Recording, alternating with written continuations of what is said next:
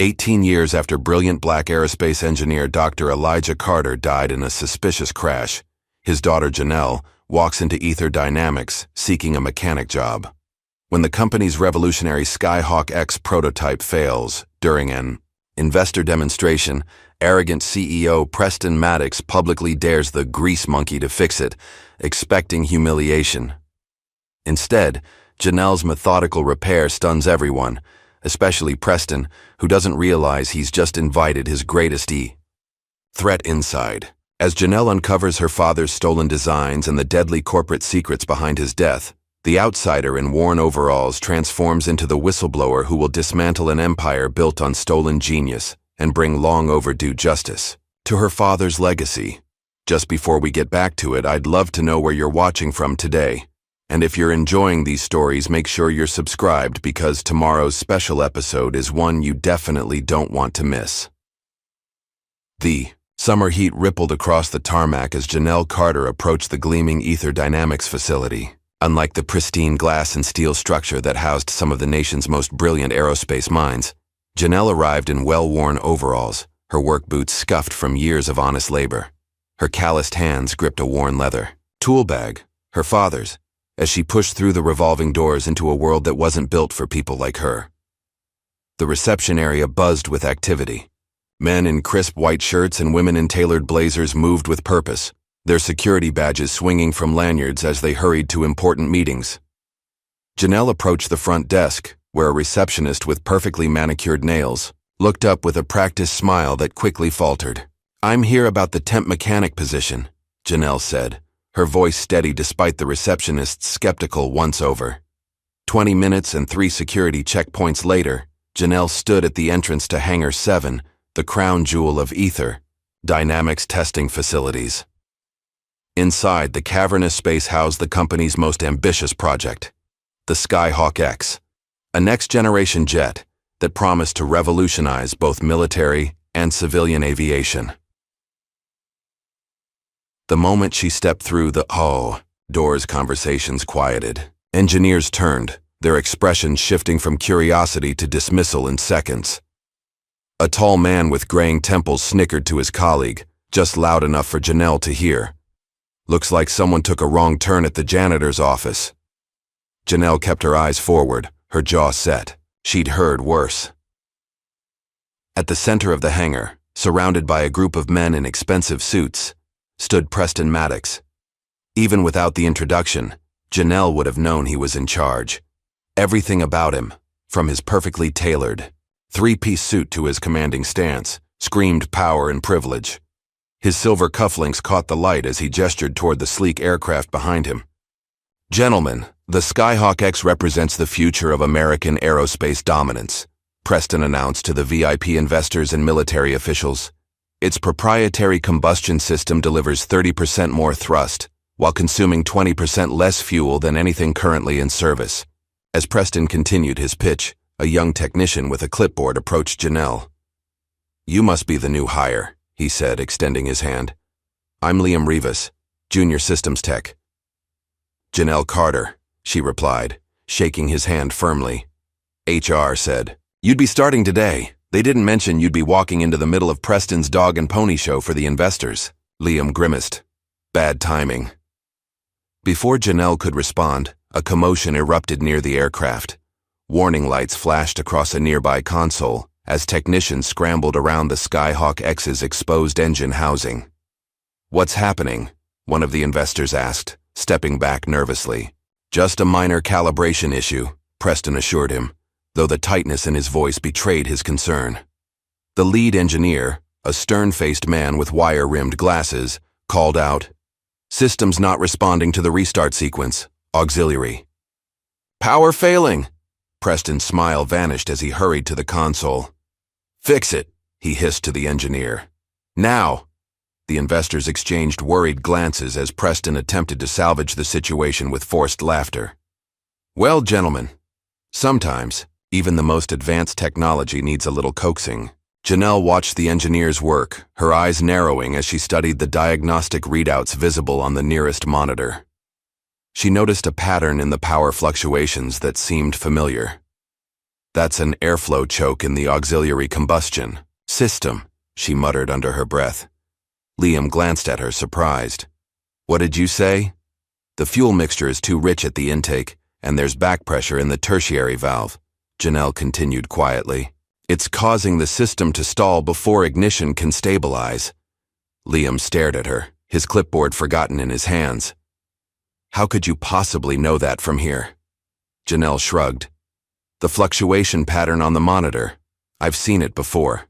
The commotion continued as more engineers gathered around the jet, their voices growing more urgent. Preston's face had turned an alarming shade of red as he berated the team for their incompetence. This is exactly what we can't have happen today, he snapped. These people are here to invest millions. Something in Janelle shifted. Perhaps it was the familiar problem, or perhaps it was the dismissive way Preston spoke to his team. Before she could reconsider, she stepped forward. Excuse me, she said, her voice cutting through the chaos. I think I know what's wrong. The hangar fell, silent. Every head turned toward Janelle, standing there in her worn overalls amid the sea of white coats and suits. Preston stared at her, his expression a mixture of confusion and annoyance. And you are? Janelle Carter. I'm here about the mechanic. Position. A ripple of laughter spread through the group of engineers. Preston's mouth curved into a condescending smile. Well, Ms. Carter, I appreciate your enthusiasm, but this is hardly a matter for a garage mechanic. His eyes flicked dismissively over her clothes. We don't run a charity garage here. More laughter followed, louder this time. The military. Officials remained stone-faced, but several of the investors joined in the mockery. Janelle felt heat rise in her cheeks but kept her voice level. The airflow is choking at the auxiliary combustion chamber because the fuel mixture is too rich. The tertiary valve is experiencing back pressure, which is why your ignition sequence keeps failing. Preston's smile hardened. And you determined this from across the room, without access to our proprietary systems or specifications? I can see the diagnostic readouts from here, Janelle replied. The pattern is pretty clear. Preston glanced at the nearest investor, sharing a look of amusement. Well, gentlemen, it seems we've been wasting millions on engineering degrees when we could have simply hired— What was it you do again? I fix engines, Janelle said simply. Preston's smile widened as he saw an opportunity to deflect attention from the embarrassing malfunction. You know what? Since Ms. Carter is so confident, why don't we give her a chance to prove her theory? He turned to address the room, arms spread wide in theatrical invitation. If she fixes our multi-million-dollar prototype, I'll eat my degree. This earned him appreciative chuckles from the crowd. The lead engineer stepped forward, alarmed. Sir, with all due respect, we can't allow an unvetted civilian to— Oh, I'm not serious, Harland. Preston cut him off, though his eyes never left Janelle. She won't actually touch the aircraft. This is merely an object lesson in the difference between tinkering with car engines and pioneering aerospace technology. Janelle met his gaze steadily. So you're not actually offering me the chance to try? Something in her calm confidence made Preston's smile falter momentarily. He recovered quickly, but not before Janelle noticed the flash of uncertainty. By all means, Preston said, gesturing grandly toward the Skyhawk X. Harland, give our guest 5 minutes to embarrass herself, then get back to actual solutions. Harland Tate looked horrified, but didn't dare contradict his boss in front of the investors.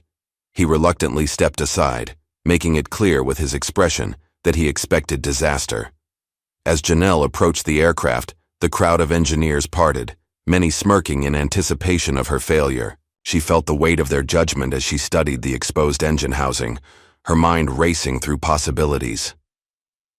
Liam appeared at her side, offering his clipboard. Here's the system schematic, he whispered. Thought it might help. Janelle gave him a grateful nod as she quickly absorbed the technical details.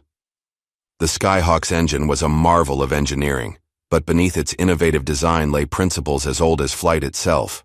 I'll need tools, she said quietly. Liam hesitated, glancing toward Preston and Harland, then made his decision.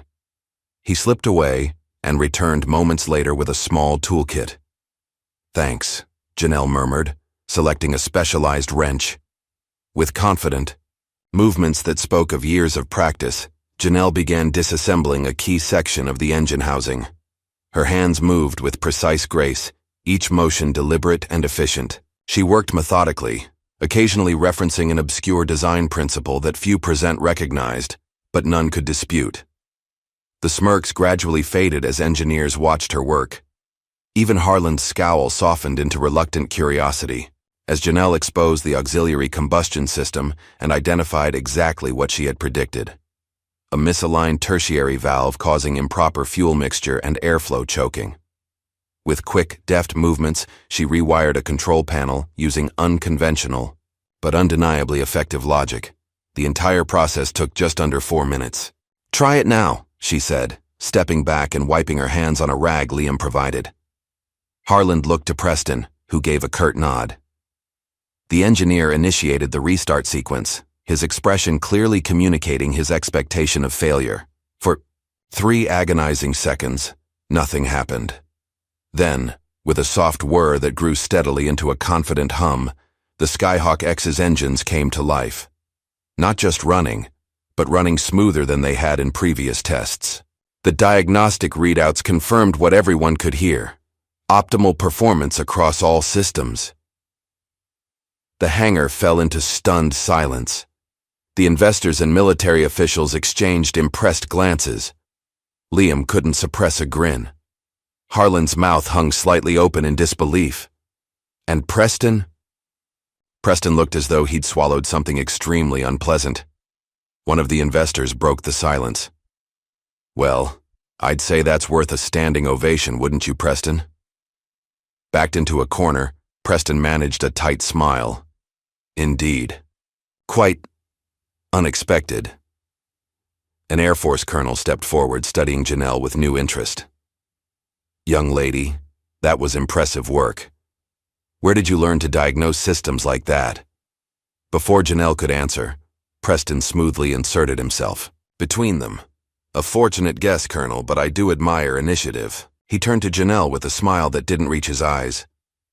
"Perhaps we could use someone with your unique perspective. A trial run as a consultant, starting tomorrow." It wasn't a question. The investors appeared pleased by this display of magnanimity, unaware of the cold calculation behind Preston's eyes. Janelle recognized it for what it was. He couldn't fire her now without looking petty and losing face with potential investors, but he had no intention of making her stay comfortable. "I accept," Janelle said simply. As the investors swarmed Preston with renewed enthusiasm about the Skyhawk X project, Janelle quietly packed up her tools. Liam approached, still grinning. "That was incredible," he said. "I've never seen anyone shut them up like that." Janelle offered a small smile. "Just doing what I know." Hours later, after the investors had departed and the hangar had emptied of all but a skeleton crew, Janelle walked alone to the parking lot. Her clothes were stained with grease, her hands blackened despite multiple washings. The security guard barely glanced at her temporary badge as she exited. In the privacy of her car, Janelle finally allowed herself a moment of triumph. She pulled out a worn photograph from her wallet, a smiling black man in an engineer's coat standing beside a prototype jet engine. "One step closer, Daddy," she whispered, touching the faded image gently before starting her car and driving away into the night. The next morning, Janelle returned to Ether Dynamics with her father's tool bag and a quiet determination. Gone was the element of surprise. Today, she'd face the full brunt of a workplace that had already decided she didn't belong. The moment she stepped into the hangar, the atmosphere shifted. Conversations halted mid-sentence. Engineers who had witnessed yesterday's demonstration suddenly found their computer screens fascinating.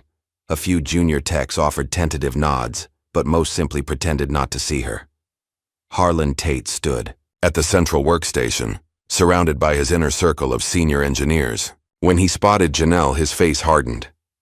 "Well, if it isn't Preston's new publicity stunt," he announced, loud enough for everyone to hear. "Come to perform more parlor tricks?" A few engineers laughed, though their amusement seemed forced. Janelle kept her expression neutral as she approached the workstation where Liam was busy inputting data. "Morning," she said quietly.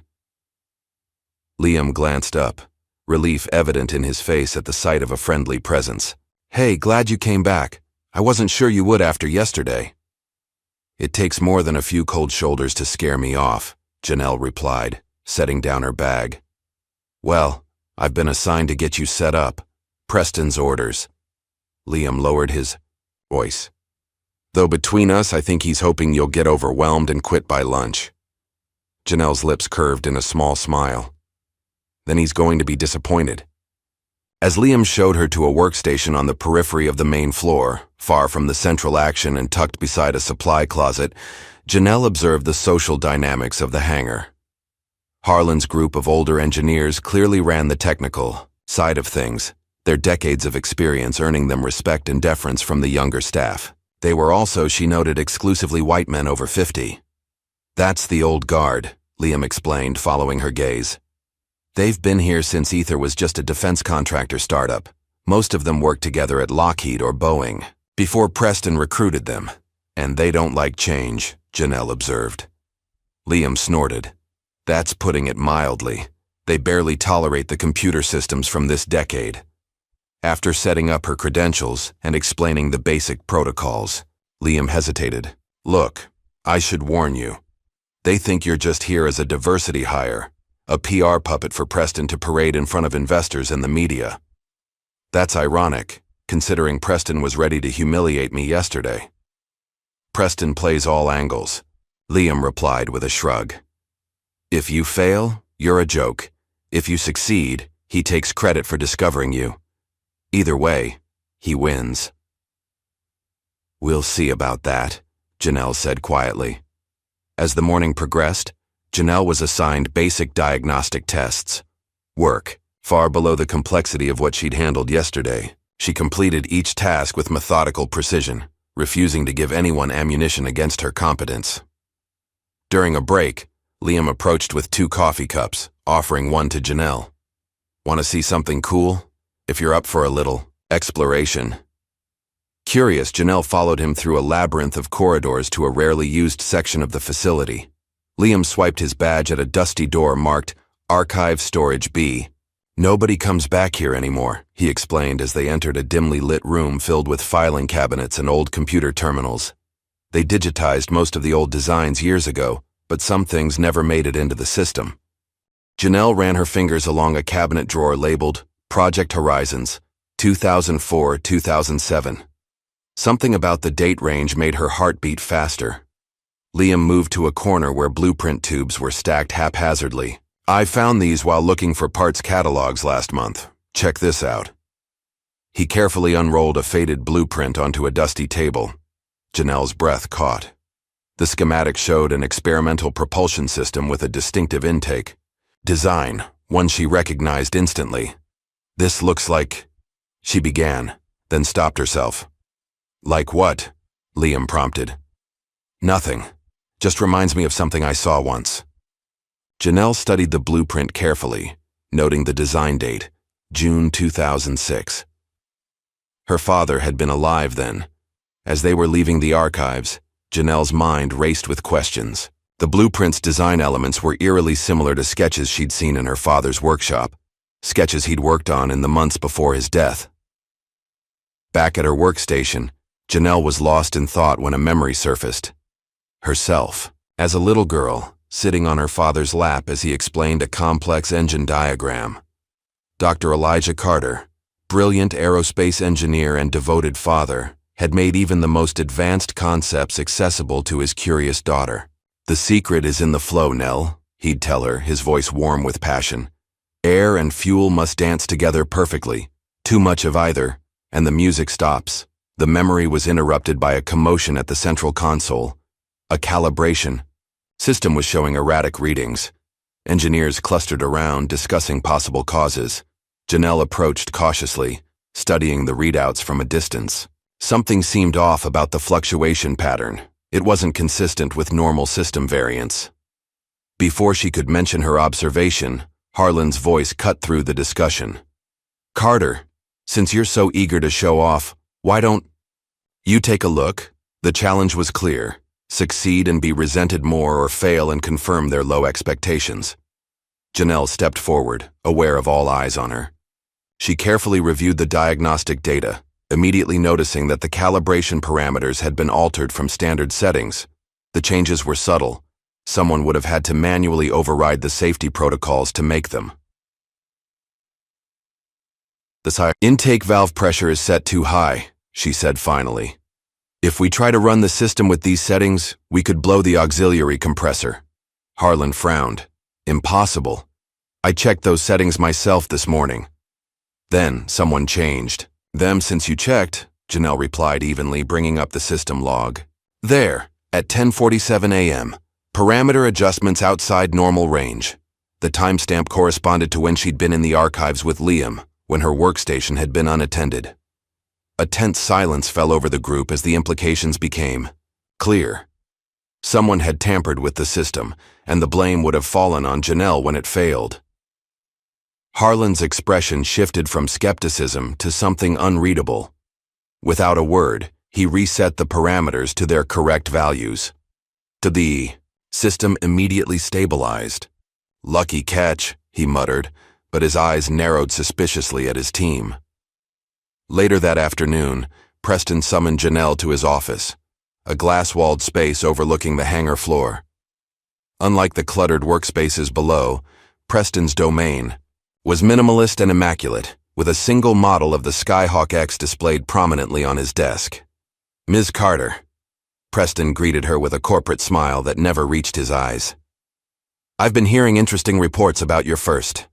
I hope they've been positive, Janelle replied neutrally. Preston leaned back in his chair, studying her. You know, in business, timing is everything. Knowing when to accelerate, when to brake, when to fix things. He paused meaningfully. And when to leave things broken. The threat was subtle but unmistakable. I'm just doing the job you hired me for, Mr. Maddox. Yes, well, remember that your role here is strictly consultative. You're here to observe and offer input when requested. His smile tightened, not to disrupt established procedures or question senior staff. As Janelle returned to her workstation, she felt eyes following her across the hangar floor. Word of the tampered calibration system had spread, and with it, divisions were forming. Some engineers viewed her with increased suspicion, others with grudging respect. She opened a maintenance panel to begin her afternoon assignment, and froze. Scratched into the metal interior, barely visible unless you were looking directly at, it was a message. The truth is buried in the blue jet. The handwriting was unmistakable, the same slanted script her father used in his notebooks. That evening, after most staff had departed, Janelle and Liam stayed behind to work on a system diagnostic that Harlan had urgently assigned just before leaving, a transparent attempt to saddle her with overtime. You don't have to stay, Janelle told Liam as they worked. This is obviously busy work meant to punish me. Liam shrugged. I don't mind. Besides, I'm learning more watching you work than I did in my first 6 months here. As they tested various system parameters, Janelle introduced a sequence that struck Liam as unusual. Wait, that's not standard protocol, he said, watching her input a complex algorithm. What are you doing? It's a system override technique, Janelle explained. Sometimes you need to bypass the standard checks to see what's really happening. Underneath, Liam stared at the code sequence. I've never seen this approach before. It's not in any of our manuals. That's because it's not Ether's technique. Janelle hesitated, then added quietly, My father taught it to me. Recognition dawned in Liam's eyes. Your father? Carter. Elijah Carter? The engineer who died in that prototype crash about 15 years ago? Janelle's hands stilled on the keyboard. 18 years ago, but yes. I read about him in school. He was brilliant. His papers on propulsion dynamics are still referenced in aerospace engineering programs. Liam's expression shifted to one of awe. That's why you know all this. You're his daughter. Janelle nodded slowly.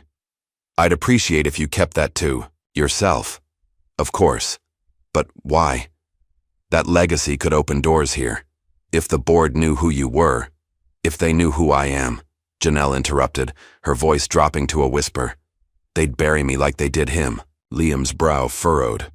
What do you mean? The official report said it was a mechanical failure during a test flight. Janelle's eyes hardened. My father triple-checked every system before each test. He'd been warning the company about design flaws. For weeks, they ignored him, then blamed him when exactly what he predicted happened. And you think someone here was responsible? I know they were. Janelle closed the maintenance panel. And I'm going to prove it.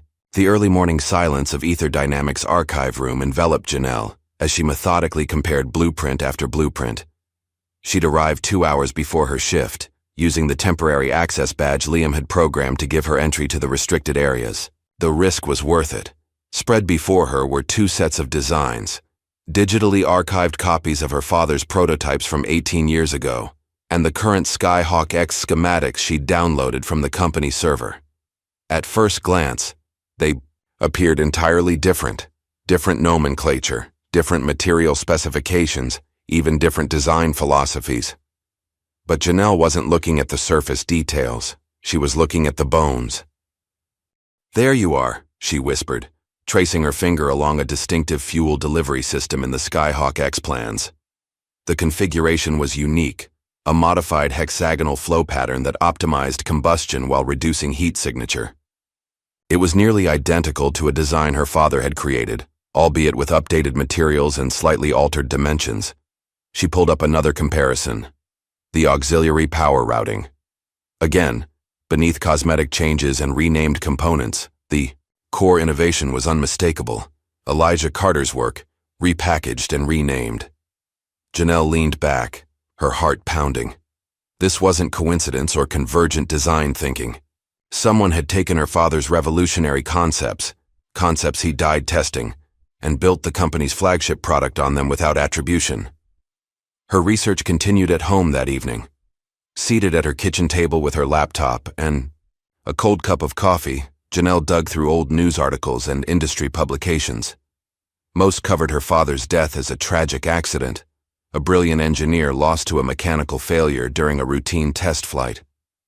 Few questioned the official narrative, but one small article from an industry newsletter caught her attention.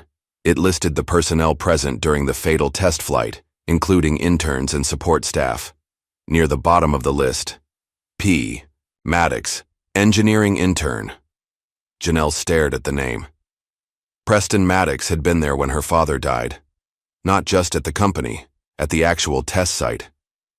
Further searching revealed that Preston had been a graduate student at MIT interning at Ether's predecessor company, Coleman Aerospace. His thesis project had focused on next-generation propulsion systems, the very technology her father had been developing.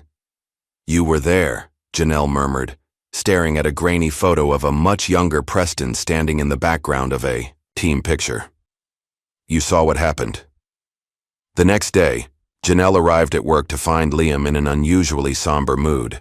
When they were alone at the coffee station, he finally spoke. Preston called me into his office yesterday, he said quietly, checking to ensure no one was within earshot. Offered me a promotion to the integration team. That's great, Janelle said, though something in Liam's expression told her otherwise. There were conditions. Liam's voice dropped lower. He wanted me to keep an eye on you and report anything unusual about your work or your access to the systems. Janelle's face remained neutral, though her grip tightened on her coffee cup. What did you tell him? I said I'd think about it. Liam met her eyes. Then I went home and recorded everything he said. I've got it all, the offer, the conditions, even him implying that your ideas shouldn't make it into the official documentation. Before Janelle could respond, the hangar doors opened, and an elderly man entered. Tall and thin with a shock of white hair, he carried himself with the quiet confidence of someone who had nothing left to prove. Harland immediately approached him, offering a rare, genuine smile. Delaney, what brings you out of retirement? Just checking on my legacy, the older man replied, his eyes sweeping the hangar until they landed on Janelle. For a brief moment, something like recognition flickered across his face. That's Delaney Shaw. Liam whispered to Janelle, one of the original founders before Preston bought controlling interest. He retired about 5 years ago, but they still bring him in as a consultant sometimes. Throughout the morning, Janelle felt Delaney's eyes on her as she worked. When she finally took her lunch break, she found him waiting by the exit. "You're Elijah's girl," he said without preamble. Not a question, a statement of fact. Janelle hesitated, then nodded once. "Thought so. You have his eyes. And his hands. The way you handle the components. Deliberate, like you're having a conversation with the machine." Delaney's weathered face softened. "He was the best engineer I ever worked with. You knew my father well?" "We worked together for 6 years. Delaney glanced around, then gestured toward the exit. "Walk with me." Outside in the sunshine of the employee courtyard, Delaney spoke more freely.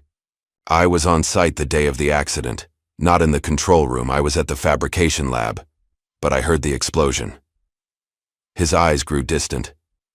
"By the time I got there, the emergency crews were already pulling him out of the wreckage." Janelle had heard the story before, but never from someone who had witnessed it. The official report said mechanical failure, fuel line rupture. Delaney's expression hardened. "That's what the report said. But you don't believe it." The old engineer studied her carefully before answering. "Your father came to me 2 days before the test. He had concerns about modifications that had been made to his design, modifications he hadn't approved." "What kind of modifications?" "They'd removed a safety override system he'd designed, said it was redundant, added unnecessary weight." Delaney shook his head. "Elijah fought them on it, but he was overruled by management." Janelle felt cold despite the warm sun. "Who ordered the modification?" "That's the thing. The order came through official channels, but no one would claim responsibility afterward. Everyone involved either left the company or suddenly couldn't remember the details." Delaney leaned closer. "Walk away, Janelle. Before they do to you what they did to your father." As the old engineer turned to leave, Janelle called after him. "Why are you telling me this now?" Delaney paused. "Because I was a coward 18 years ago. I knew something wasn't right, but I kept quiet to protect my job, my reputation." His eyes met hers. "I've regretted it every day since." That evening, as a summer storm rolled in across the airfield, Janelle found herself alone in the parking lot, or so she thought, until a sleek black Audi pulled up alongside her. The window rolled down to reveal Preston Maddox, his usual polished facade slightly undone by the late hour. "Ms. Carter," he called out. "A word before you leave?" Rain began to fall as Janelle approached the car, her posture guarded. Preston studied her through the open window. "I understand Delaney Shaw introduced himself today. Quite the coincidence." "Is it?" "He's become somewhat unreliable in his old age, prone to conspiracy theories and revisionist history." Preston's smile was cold.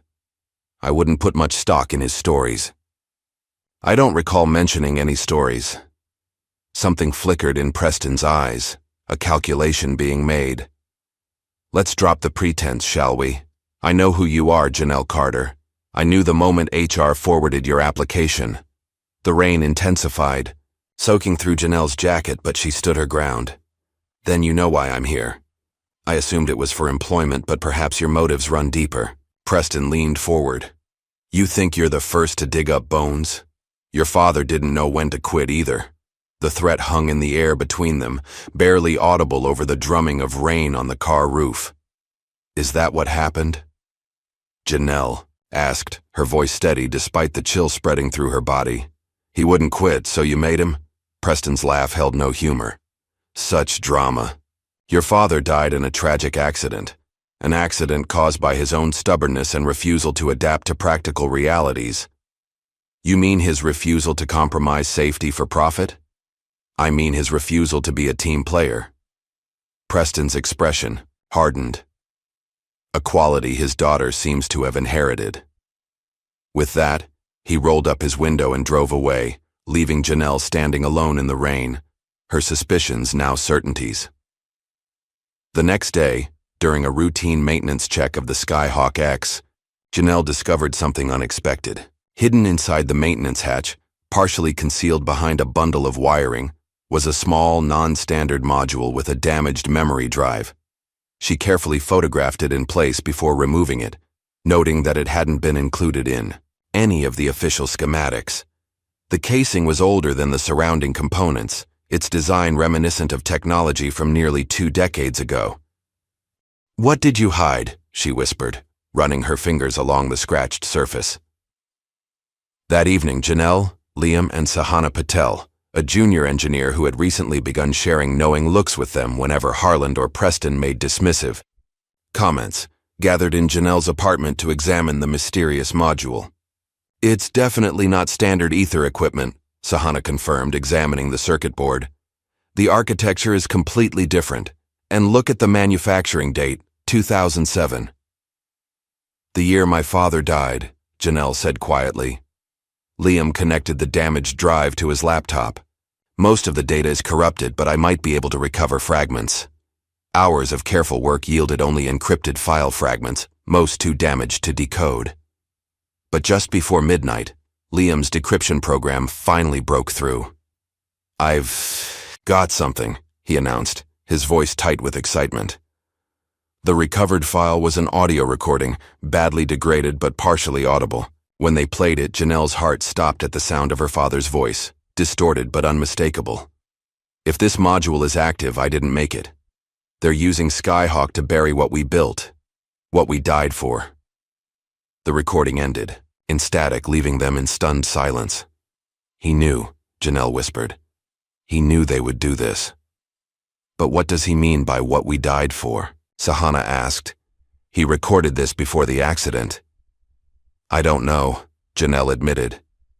"But this proves the Skyhawk project isn't what Preston claims it is. My father embedded this message for someone to find." "And now we've found it," Liam said, his expression grim.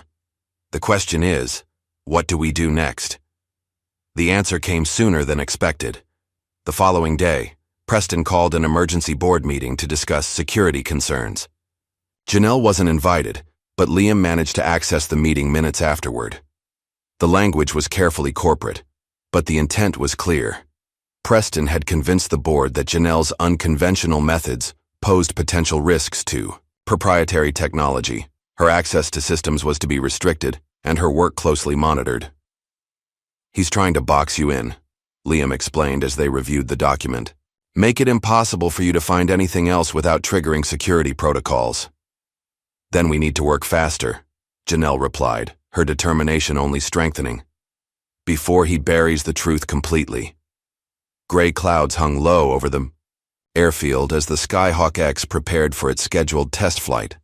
In the control room, engineers monitored systems, while Preston entertained a group of Defense Department officials who had come to observe the demonstration.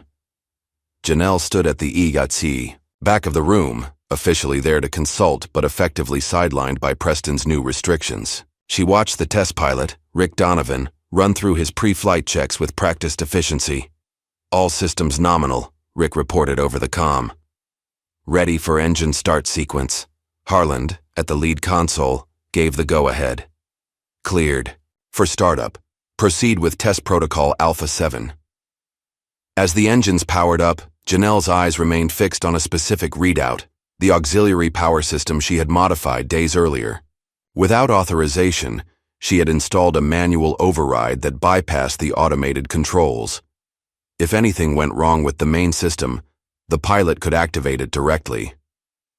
The Skyhawk X taxied smoothly to the runway, its sleek form gleaming, despite the overcast day. Preston's voice carried across the control room as he boasted to the officials about the aircraft's capabilities. "This will revolutionize tactical air support," he proclaimed. "Faster response time, higher ceiling, longer range, all with a reduced infrared signature that makes it nearly invisible to current detection systems." The jet accelerated down the runway and lifted gracefully into the air. For the first 8 minutes, everything proceeded according to plan. The Skyhawk X executed a series of maneuvers that demonstrated its agility and responsiveness. Then, at 12,000 feet, something changed. "I'm getting fluctuations in the main power grid," Rick reported, his voice professional but tense. Significant. Drop-in thrust. Harland leaned forward, suddenly alert. Readings confirm power degradation. Switch to backup systems. Backup systems not responding, Rick replied. Primary controls becoming sluggish. The atmosphere in the control room shifted instantly from confident demonstration to crisis management. Engineers scrambled to diagnose the problem as the aircraft began losing altitude. "What's happening?" one of the officials demanded. Preston's smile had vanished. "Just a minor anomaly. Our systems have redundancies. Main engine failing." Rick's voice cut through the room. Attempting restart sequence. Janelle pushed her way to the front, ignoring protests from security. "Rick, listen to me. There's a manual override panel under the right console. Black switch with a red guard." Preston whirled to face her. "What are you talking about? There's no such—" "I see it," Rick confirmed, activating now. For 3 terrifying seconds, nothing happened. Then the readout stabilized as auxiliary power rerouted through Janelle's modified system. "I have control again," Rick reported, relief evident in his voice. "Systems stabilizing, returning to base." The control room erupted in confused activity, relief mixed with urgent questions about what had just happened. But Janelle's focus remained on Preston, whose face had drained of color. "You installed an unauthorized system on my aircraft?" hissed, grabbing her arm and pulling her away from the others. "I installed a safety measure," Janelle corrected him, pulling free from his grip. "One that just saved your test pilot and your multi-million-dollar prototype. This is sabotage. Industrial espionage." "No," Janelle countered, her voice rising despite herself. "Sabotage is what happened to that engine. Someone deliberately compromised the power routing system, the exact same way my father's prototype was compromised 18 years ago." Preston's eyes narrowed.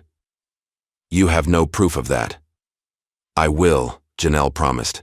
"And when I do, everyone will know what really happened to Dr. Elijah Carter." After the Skyhawk X landed safely and the crisis management team took over, Preston quickly moved to control the narrative. At an emergency briefing, he described the incident as a routine error that demonstrated the aircraft's exceptional fail-safe capabilities.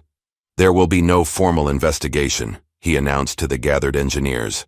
"Our internal team will review the telemetry data and make necessary adjustments before the next test flight." Janelle stood to object, but Preston cut her off. "Ms. Carter's consulting contract is suspended pending a security review. Security will escort her from the premises immediately." As security approached, Liam stepped forward. "Sir, with all due respect, Janelle's override saved the aircraft. We should at least—" "That will be all, Mr. Rivas," Preston interrupted coldly. "Unless you'd like your employment status reviewed as well." That evening, Janelle's phone rang with an unknown number. When she answered, a man's voice spoke quietly. "It's Rick Donovan, the test pilot. How did you get my number?" "Liam gave it to me. I had to call. Whatever you did to that aircraft saved my life today." Rick paused, "But they told me to keep my mouth shut about the manual override. Said it was a confidential system enhancement that shouldn't be discussed." "They're covering it up," Janelle said, unsurprised. "Just like they always do. Look, I don't know what's going on between you and management, but I've flown enough experimental aircraft to know the difference between a routine error and sabotage." Rick's voice hardened. Someone wanted that flight to fail. After the call ended, Janelle sat in her darkened apartment, turning the damaged memory module over in her hands. The partial message from her father played on repeat in her mind. "They're using Skyhawk to bury what we built." Her suspension might have locked her out of ether dynamics, but it hadn't diminished her resolve. If anything, the near crash had only confirmed her suspicions. The next morning, she called Liam and Sahana. "We need to build it," she told them when they arrived at her apartment. "My father's original design, the one they corrupted." "Build it?" Sahana looked skeptical. "How? We don't have access to the facilities or materials. We don't need state-of-the-art equipment," Janelle explained, spreading out her father's notebooks on the kitchen table. just enough to prove the concept works, and more importantly, that it works safely, without the flaws they introduced. Liam studied the designs. We could use the old workshop in the disused wing, the one near the archives. Nobody goes there anymore. It's risky, Sahana warned. If we get caught... It's riskier to do nothing, Janelle replied. The Skyhawk X will fly again, and next time, my override might not save it. Over the next 2 weeks, working after hours and on weekends, they pieced together a small-scale version of Elijah Carter's original propulsion system. Liam borrowed components from storage, while Sahana reprogrammed outdated testing equipment to monitor their prototype. Meanwhile, despite her suspension, Janelle continued her investigation. She compiled evidence of design similarities between her father's work and the current Skyhawk, documented the safety overrides that had been removed, and created a timeline connecting Preston's rise at the company with the acquisition of Elijah's intellectual property. Their clandestine work was progressing well until one evening when Liam arrived at the workshop to find Harlan Tate attempting to access Janelle's workstation. "What are you doing here?" Liam demanded, blocking the older engineer's path. Harlan jumped, clearly not expecting anyone else to be there. "I could ask you the same question. This area is restricted. So is someone else's workstation," Liam countered. "What are you looking for?" For a moment it seemed Harlan might bluster his way out, but then his shoulders sagged. "Preston sent me. He wants to know what Carter found, what evidence she has." "Evidence of what?" Harlan's expression turned bitter. "You know exactly what. The stolen designs, the safety protocols that were removed, all of it. If you know about that, why are you helping him cover it up?" Liam asked, genuinely confused. "Because 18 years ago, I signed off on those removed safety measures," Harlan admitted, his voice hollow. "Preston convinced me they were redundant, unnecessary weight. When the prototype crashed and Elijah died, I realized what I'd done. But by then it was too late." "So you've been covering for Preston all these years?" "He has evidence of my negligence. If the truth comes out about Carter's death, I'll face criminal charges." Harlan's eyes met Liam's. "I have grandchildren, Rivas, a reputation. I can't go to prison at my age." The following day, the Ether Dynamics Board convened again. Preston pushed for Janelle's immediate termination and a complete security lockdown on the Skyhawk project. "She's unstable, fixated on conspiracy theories about her father's accident," Preston argued.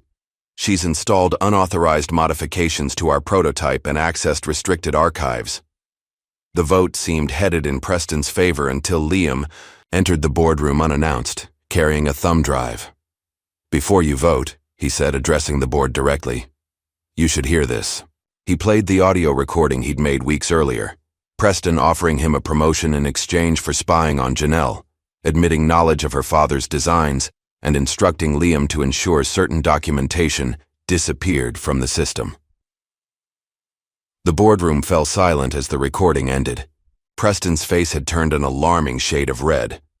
"This is taken completely out of context," he sputtered. "It's been edited, manipulated." "The full recording is available for forensic analysis," Liam replied calmly, "along with timestamps and metadata." The board chair, a stern woman in her 60s, removed her glasses. "I believe we need to reconsider this vote and perhaps open a more thorough investigation into these allegations." The vote to terminate Janelle failed. Instead, the board authorized an internal review of the Skyhawk project's development history and the circumstances surrounding Dr. Elijah Carter's death. Preston stormed from the boardroom, but his victory was short-lived. That evening, as Janelle visited her mother's grave with fresh flowers, she finally allowed herself to break down.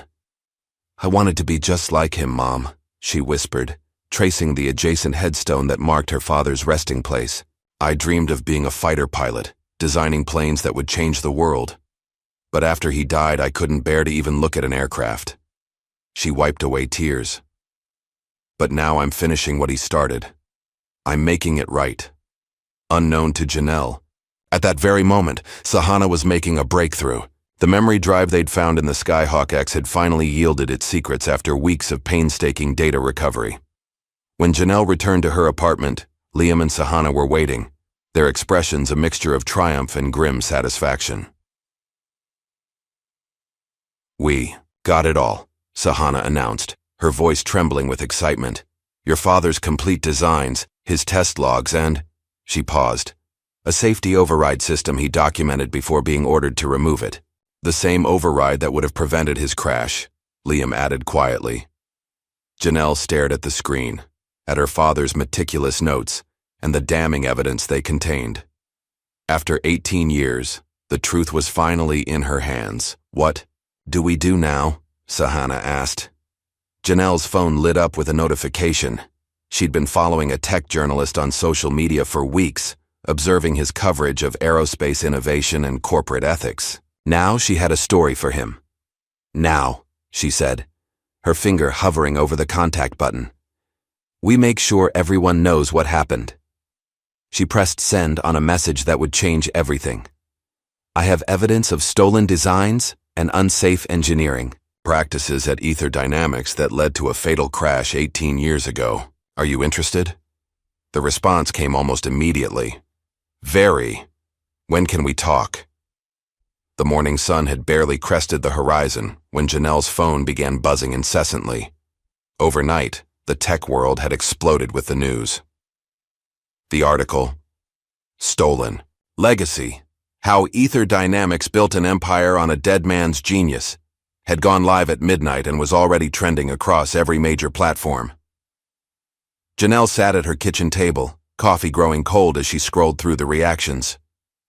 The journalist Marcus Webb had done a masterful job of presenting the evidence. Side-by-side comparisons of Elijah's designs with the Skyhawk X, testimonials from anonymous engineers, and a timeline connecting Preston's rise with the acquisition of Elijah's work. Her phone rang again. "Liam." "Have you seen it?" he asked without preamble. "I'm looking at it now," Janelle replied, her voice steady despite the turmoil inside her. "It's more than I expected. It's everywhere. The stock is already down 15% in pre-market. Trading," Liam paused. "And there are protesters gathering outside Ether headquarters." Janelle moved to her window and looked down at the street. A news van had parked across from her apartment building. "They're here too." "Are you ready for this? Once you step outside, everything changes." Janelle thought about the 18 years of silence, of questions without answers, of a brilliant legacy buried by corporate greed. "I've been ready since the day he died." Mid-morning, the story had reached mainstream news outlets. Video footage showed dozens of protesters outside Ether Dynamics, holding signs demanding accountability and justice for Dr. Elijah Carter. Social media was flooded with hashtags. "Justice for Elijah" and "Dar's Ether Lies" were trending nationally. Preston's response came swiftly and ruthlessly. A press release from Ether Dynamics categorically denied all allegations, describing them as the vindictive fabrications of a disgruntled temporary employee with a personal vendetta. The company announced it was pursuing legal action against both Janelle and the publication for defamation. More damaging was the coordinated character assassination that followed. Suddenly, fabricated records of prior misconduct appeared online. Allegations that Janelle had been fired from previous jobs for incompetence, that she had a history of making false claims against employers, even suggestions that she was mentally unstable, obsessed with conspiracy theories about her father's death. "They're trying to destroy your credibility," Sahana said as they gathered in Liam's apartment, which had become their makeshift headquarters since Janelle's building was surrounded by reporters. "It was expected," Janelle replied, her calm exterior masking the hurt she felt at seeing her character so publicly maligned. "Preston has too much to lose. He'll try everything." "The good news," Liam interjected, "is that people aren't buying it. The technical evidence is too strong, and your father's reputation in the engineering community was impeccable." Later that afternoon, Janelle received an unexpected call from Marcus Webb. "The story's blowing up bigger than anything I've covered before," he told her. "Tech Insight wants to do a live interview segment with you tonight. Are you willing?" Despite Her private nature, Janelle understood the importance of controlling the narrative. "Yes," she said, "I'll do it." The interview, conducted via video link from Liam's apartment, was a turning point. Facing the skeptical questions of the host, Janelle displayed a quiet confidence and technical knowledge that impressed viewers. She didn't rant or accuse. She simply presented facts, calmly refuting the personal attacks against her while redirecting attention to her father's legacy and the evidence contained in the data drive. "This isn't about revenge," she explained, her voice steady. "It's about truth and accountability. My father dedicated his life to creating safer, more efficient aircraft. The technology he developed could have saved lives and advanced aerospace engineering by decades. Instead, it was stolen, stripped of critical safety features and used to build corporate profits." When the host pressed her on whether she had evidence connecting Preston directly to her father's death, Janelle was carefully precise. "What we have is proof that safety overrides designed by my father were deliberately removed before his fatal test flight, the same overrides that would have prevented the crash. We have documentation showing Preston Maddox was present during that test and later incorporated my father's designs into projects he claimed as his own innovations. The evidence speaks for itself." By the end of the interview, the tide of public opinion had shifted decisively in Janelle's favor. Her intelligence, integrity, and measured responses had won over skeptics and strengthened her supporters. Back at Ether Dynamics, the internal culture was fracturing. Junior engineers who had witnessed Janelle's expertise firsthand began questioning the official company line. Whispers in break rooms and encrypted messages exchanged after hours snowballed into a quiet rebellion. Anonymous tips began arriving in Janelle's email, more buried designs, documentation of hidden test failures, even security camera footage, showing Harland accessing her workstation the night before the Skyhawk's near crash. "The dam is breaking," Liam said as they sorted through the flood of new evidence. "People are scared of being on the wrong side of this when the dust settles." The most significant breakthrough came from an unexpected source. Late one night, as Janelle was reviewing technical documentation, Liam burst into the apartment, his face flushed with excitement. "I found it," he announced, setting his laptop on the table. "The black box log from your father's crash." Janelle stared at him, hardly daring to hope. "That's impossible. The company claimed it was destroyed in the fire. They lied." Liam opened a file showing a corrupted but partially readable log. "I've been systematically accessing archived drives from that era, and I found this buried in a backup system that was decommissioned years ago. It's damaged, but there's enough data to analyze the flight parameters before the crash."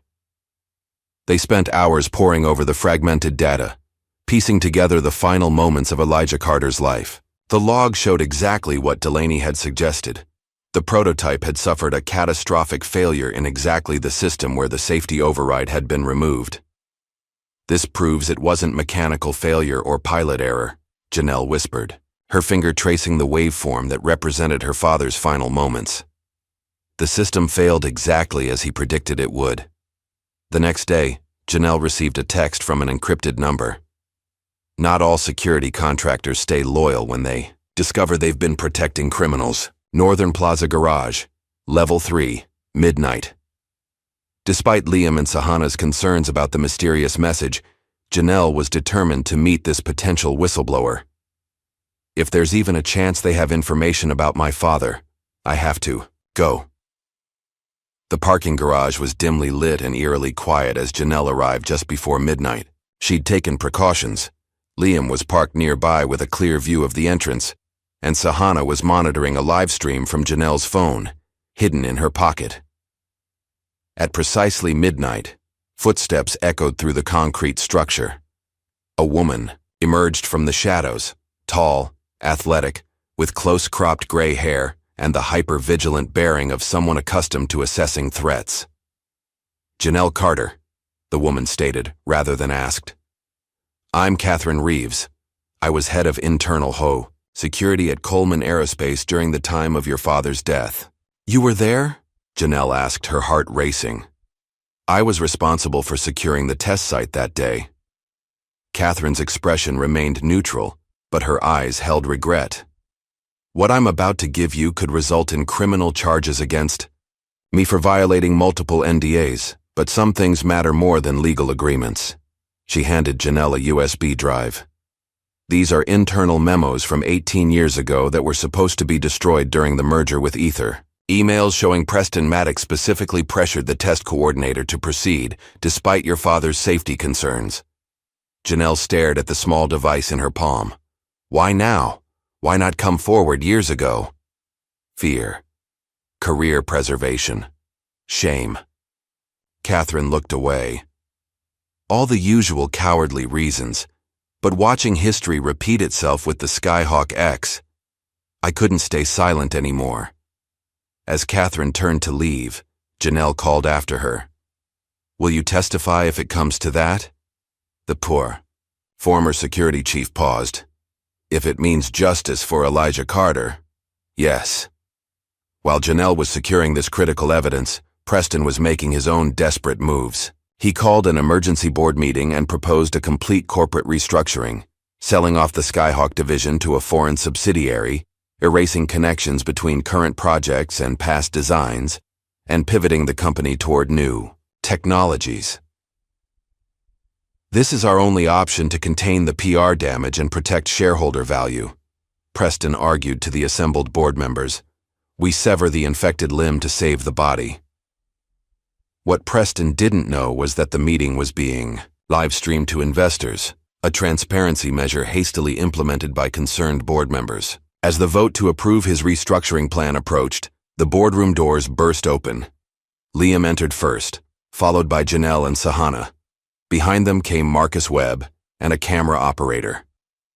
Before you vote, Janelle announced to the stunned board, there's evidence you need to see. Despite Preston's furious objections, the board chair allowed Janelle to proceed. On the large presentation screen, they displayed the black box log, the security officer's emails, and testimony from 3 engineers who had worked with Elijah and witnessed Preston's actions. The evidence was damning and irrefutable. As investors watching the live stream began flooding the company with calls, the board meeting dissolved into chaos.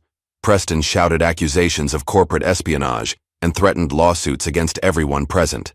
But his words fell on deaf ears. The shareholders had seen enough.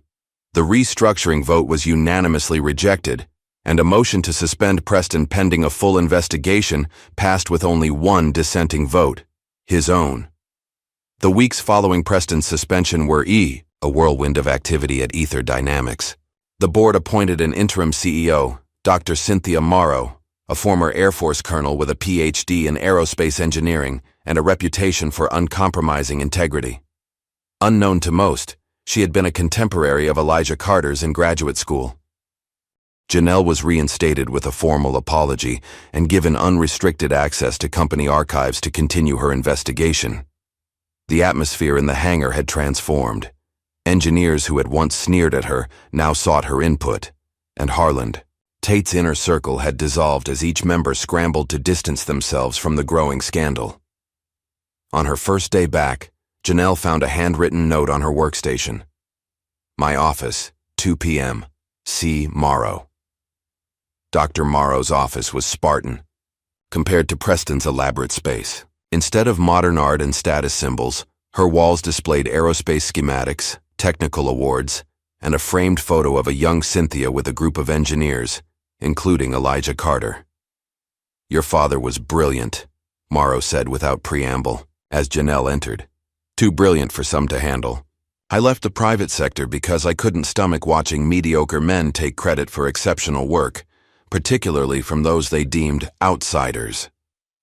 She pushed a file across her desk. I've authorized full access to your father's complete design archives. Everything Ether acquired from Coleman Aerospace, including projects that were buried because they were too advanced for the technology of the time. Janelle opened the file with trembling hands. Inside were blueprints she'd never seen, concepts her father had developed but never had the chance to build. Among them was a revolutionary hybrid propulsion system that appeared decades ahead of its time. This could change everything, Janelle whispered, tracing the elegant design. That's what your father believed, Morrow replied, and what Preston feared. As the investigation progressed, The pressure on Harlan Tate intensified. Caught between loyalty to Preston and the weight of his own conscience, he finally broke. In a sworn statement to the board, he admitted that Preston had ordered Elijah's override system removed to push an untested feature for an upcoming investor demonstration, the same feature that failed mid-flight. Preston said the override would mask the performance capabilities, Harlan confessed, his voice hollow with regret. He said Elijah was being overprotective, that the system would perform better without the training wheels, as he called them.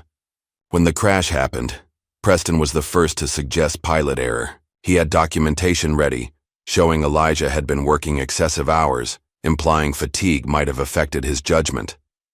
The confession sent shockwaves through the company and the industry.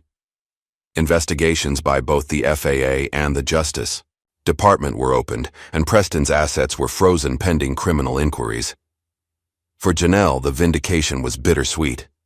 Justice for her father was finally within reach, but the cost had been 18 years of his absence, of potential unfulfilled, of a daughter growing up without her father's guidance.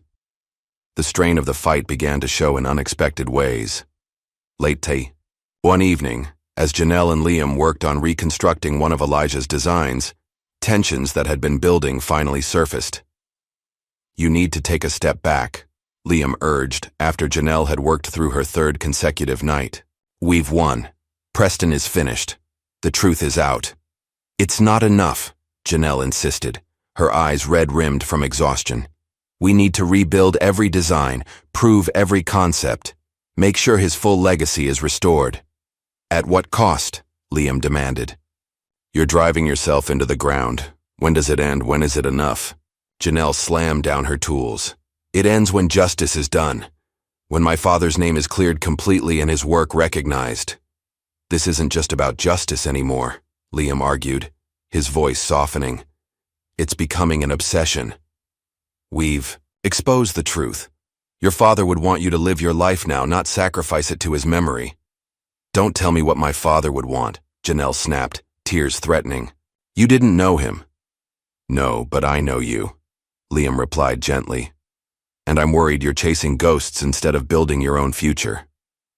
The argument left a rift between them, not hostility, but a fundamental difference in perspective that neither could easily bridge. The following day, Sahana made a discovery that reignited Janelle's determination. Buried in company flight logs was evidence of a confidential test flight scheduled 1 week after Elijah's death. A flight using an aircraft with specifications eerily similar to Elijah's final design. "They didn't even wait for his body to be buried," Sahana said, her voice tight with anger. "They took his work and immediately repackaged it under a different name." That evening, returning to her workshop after hours, Janelle found the door ajar. Inside, drawers had been pulled open, files scattered across the floor. Her father's notebook, the one containing his personal notes and observations, was missing. Security footage revealed a masked figure bypassing the electronic locks with an administrative override code. The intruder's build and movement suggested someone familiar with the facility's layout, but their identity remained concealed.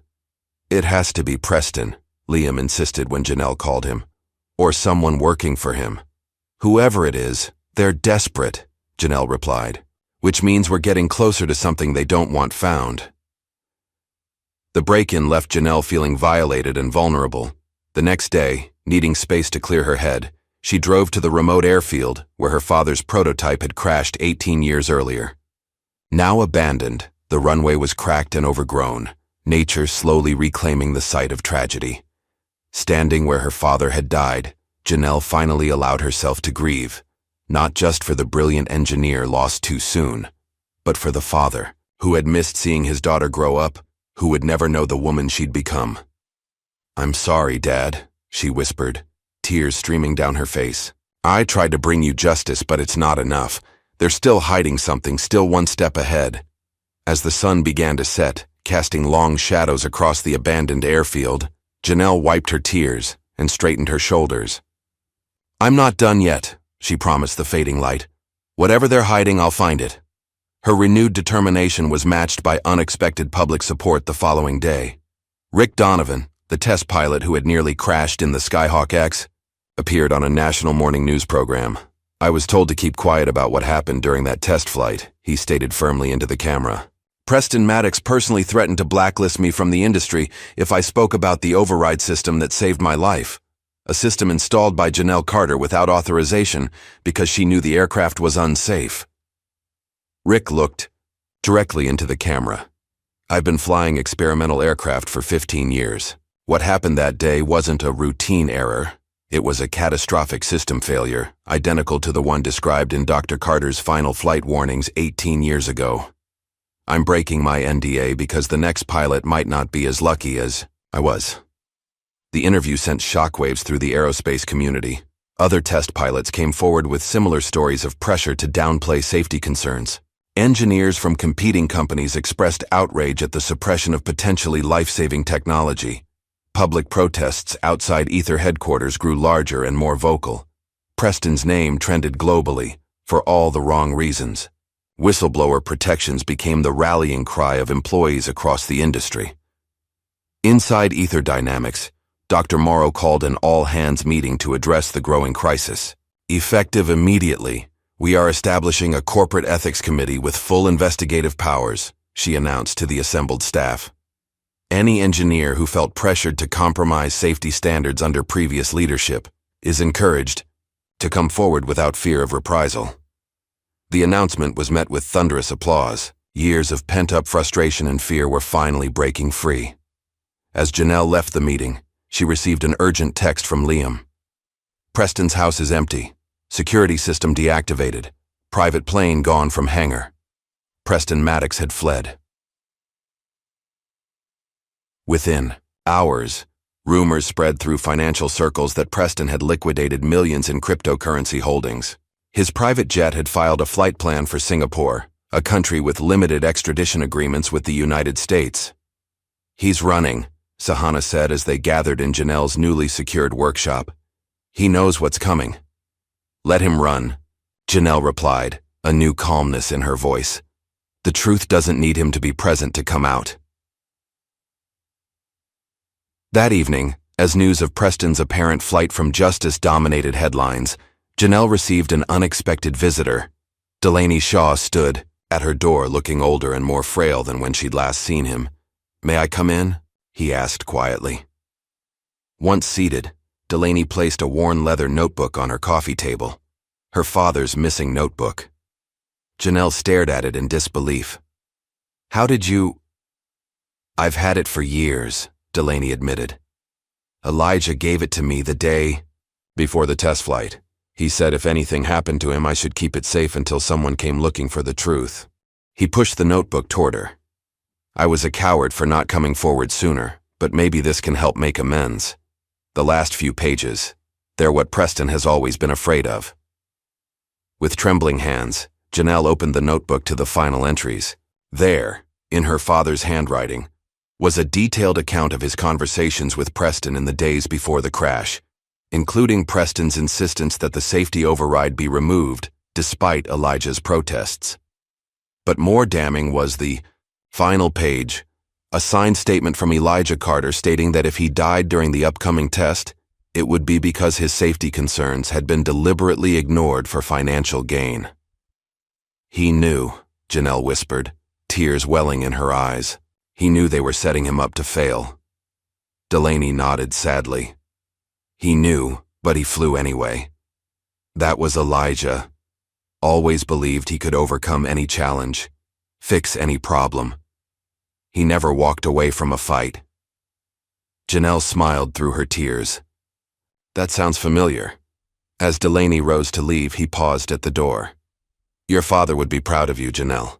Not just for exposing the truth, but for becoming the kind of engineer he always wanted to be, one who puts safety and integrity above all else. After he left, Janelle sat alone with her father's notebook, reading his final thoughts, connecting with his brilliant mind across the years that had separated them. In those pages, she found not just evidence, but closure, and a roadmap for the future. 6 months after Preston's disappearance, the Ether Dynamics hangar buzzed with a different kind of energy. Gone was the cutthroat competition and secrecy that had defined the Preston era. In its place was an atmosphere of collaborative innovation and purpose.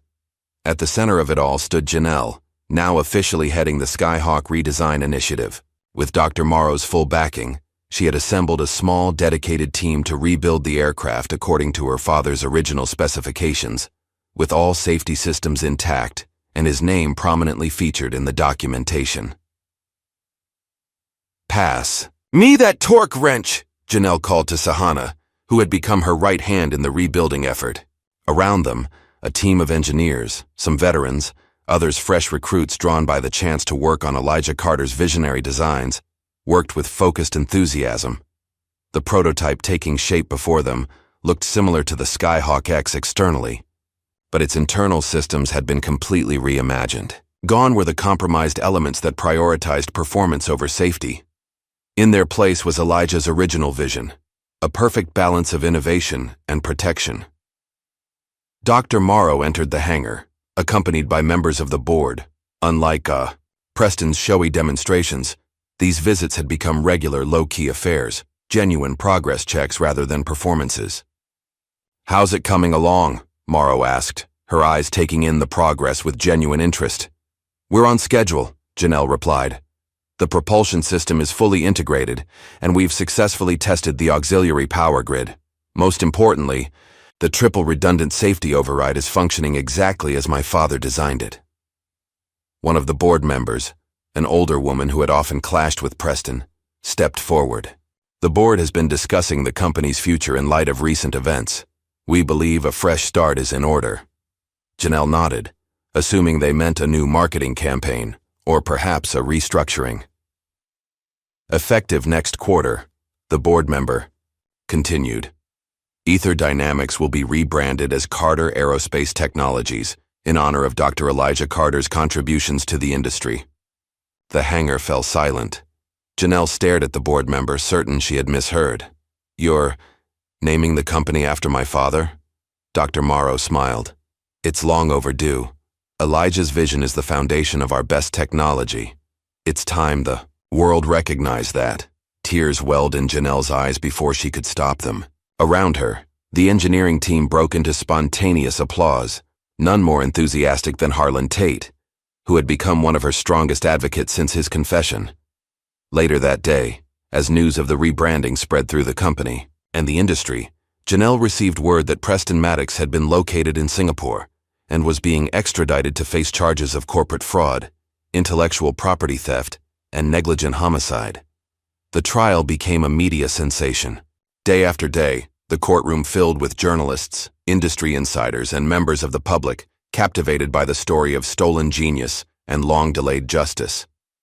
Harlan testified, visibly aged by the strain of finally speaking the truth. So did multiple whistleblowers, each sharing pieces of the pattern of deception and safety compromises that had defined Preston's leadership. On the third day of proceedings, Janelle was called to the stand.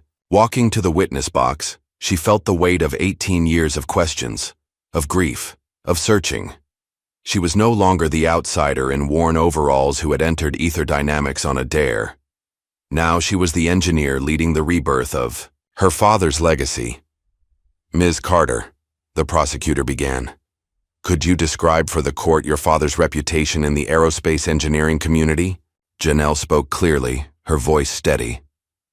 "My father was known for two things: his brilliant innovations in propulsion technology and his unwavering commitment to safety. He believed the two were inseparable, that true innovation protected lives rather than risking them. And based on your expertise and the evidence you've discovered, what happened to compromise those principles in his final project?" His safety override system was deliberately removed against his explicit warnings.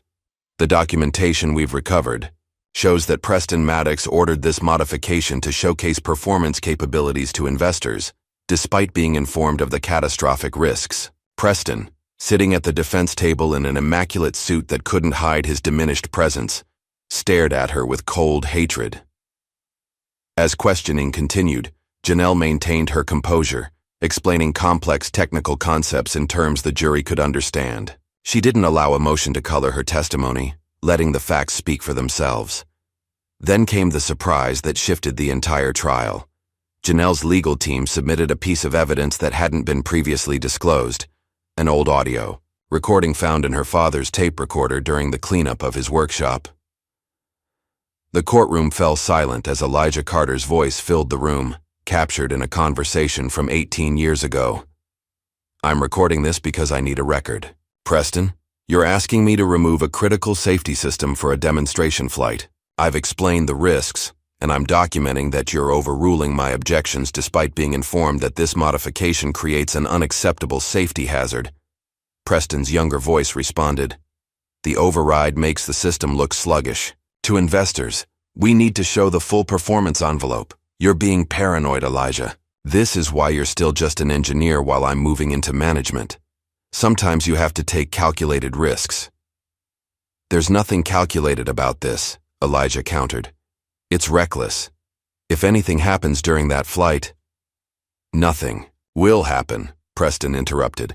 "And if it does, well, that's why we have insurance." The recording ended. The courtroom remained silent for several long seconds before erupting in murmurs. The judge called for order, but the damage was done.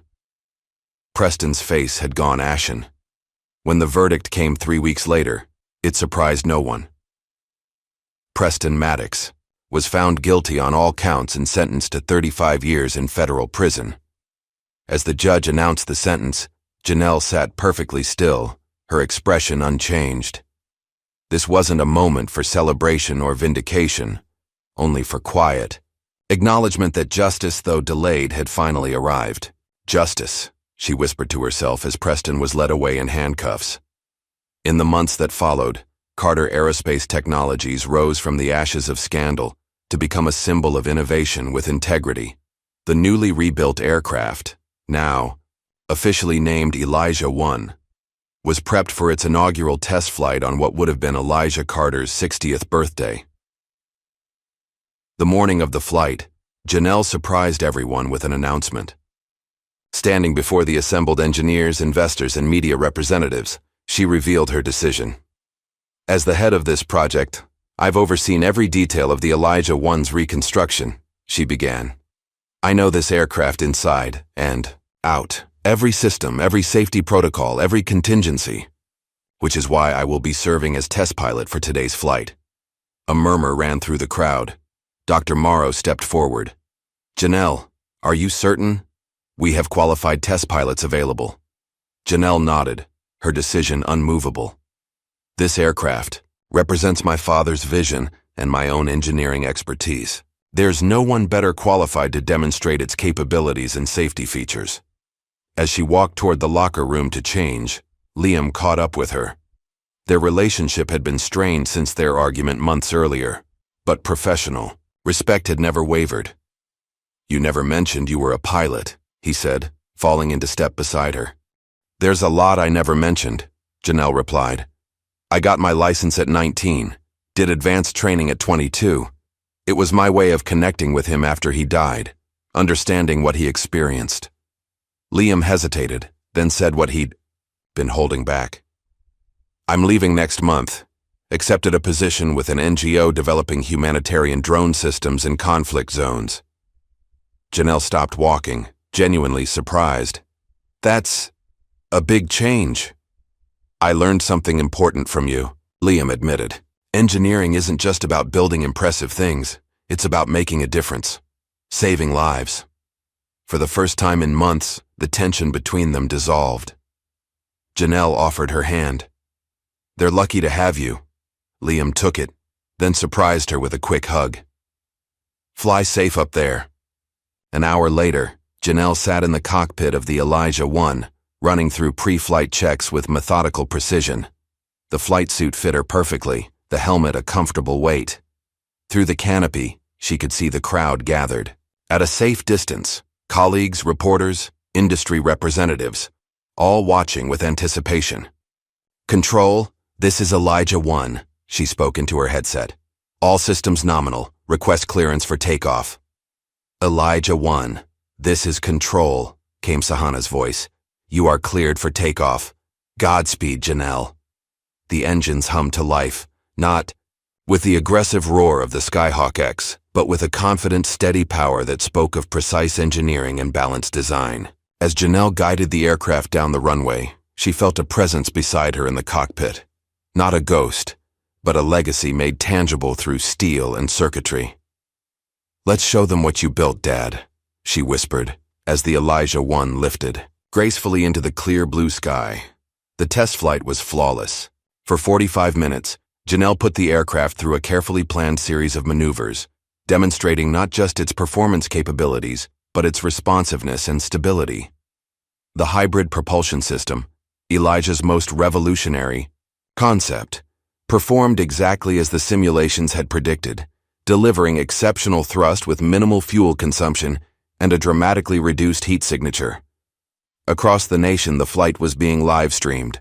In schools, young black girls watched wide-eyed as Janelle Carter, engineer, pilot, daughter, soared through the sky in an aircraft of her own making. In universities, engineering students analyzed the revolutionary technology being demonstrated. In corporate boardrooms, executives reconsidered what was possible when innovation was paired with integrity.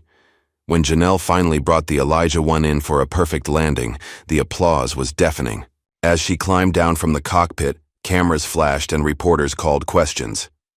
But it was a small group of children, participants in a STEM education program invited to witness the historic flight, who captured her attention. A young, black girl no more than 12, pushed forward through the crowd, a notebook clutched in her hands. "Miss Carter, was it scary up there?" Janelle knelt to meet the girl at eye level, remembering herself at that age, sitting on her father's lap as he explained how engines worked. Not scary, exciting.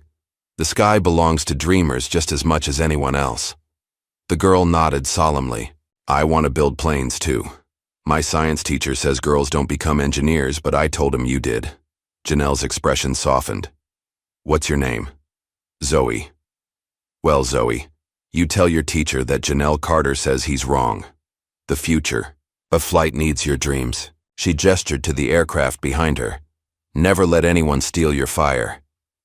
As the crowd dispersed and the technical teams began their post-flight analyses, Janelle found a quiet moment alone beside the Elijah 1.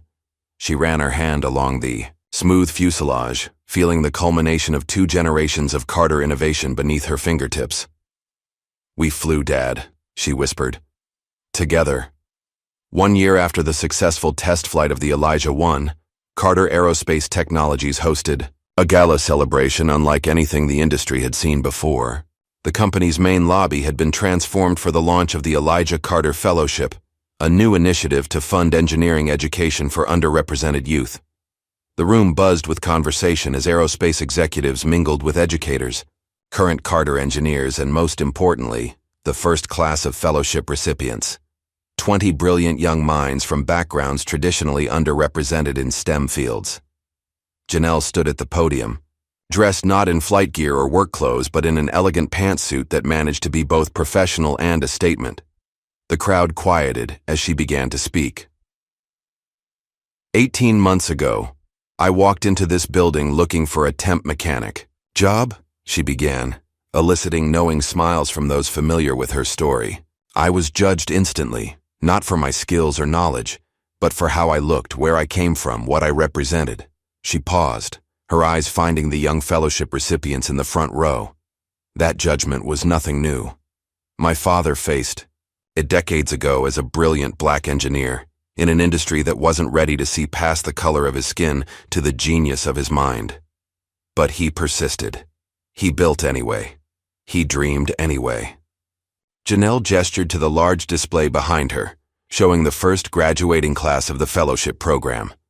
Diverse young faces full of promise and determination. The Elijah Carter Fellowship isn't just about funding education. It's about changing the very nature of who gets to innovate, who gets to dream, who gets to build the future. It's about ensuring that no brilliant mind is overlooked because they don't fit someone's narrow idea of what an engineer looks like. The applause was heartfelt and sustained. As Janelle stepped away from the podium, Dr. Morrow approached with a surprising proposal. "The board meeting went well yesterday," she said quietly.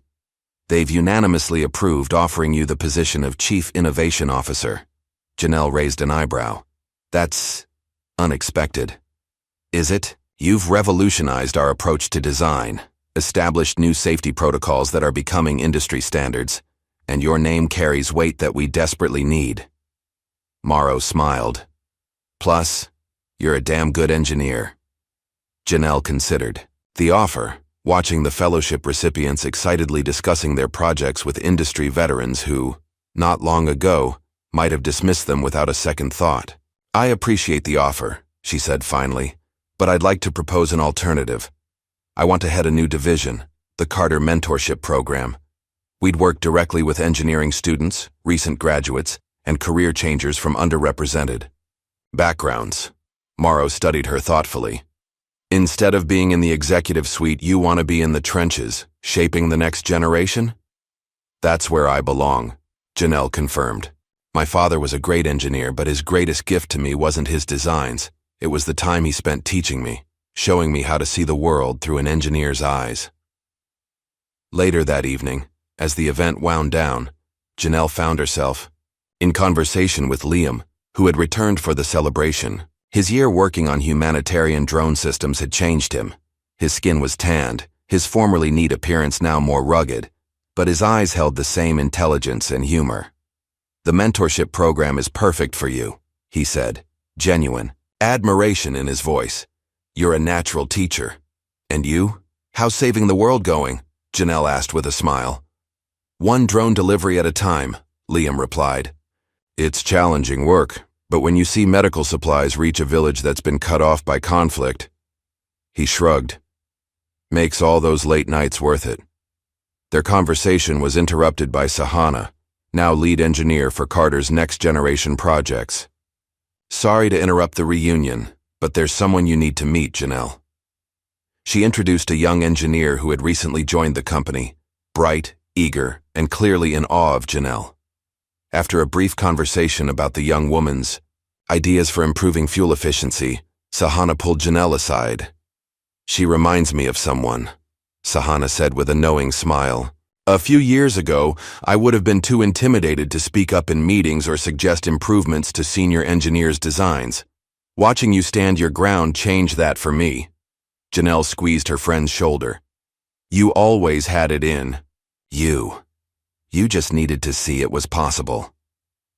The following morning, Janelle visited a local middle school STEM program where she'd been invited to speak. The classroom was filled with curious faces, many from backgrounds similar to her own. At the back of the room sat a young black girl with serious eyes and a sketch pad full of aircraft drawings. After her presentation, Janelle made her way to the girl's desk. May I see what you're working on? The girl hesitantly turned her sketch pad around, revealing detailed drawings of aircraft with innovative wing designs and carefully noted specifications. These are impressive, Janelle said, genuinely moved by the child's talent and attention to detail. You've really thought about airflow dynamics here. My dad says I'm silly for drawing planes all the time, the girl admitted. He says it's not what girls do. Janelle knelt beside the desk, meeting the girl's eyes. My dad told me I could build anything I could imagine. And he was right. Reaching into her bag, Janelle pulled out a small pin, a pair of stylized wings with Janelle, Carter Future Flyer engraved beneath.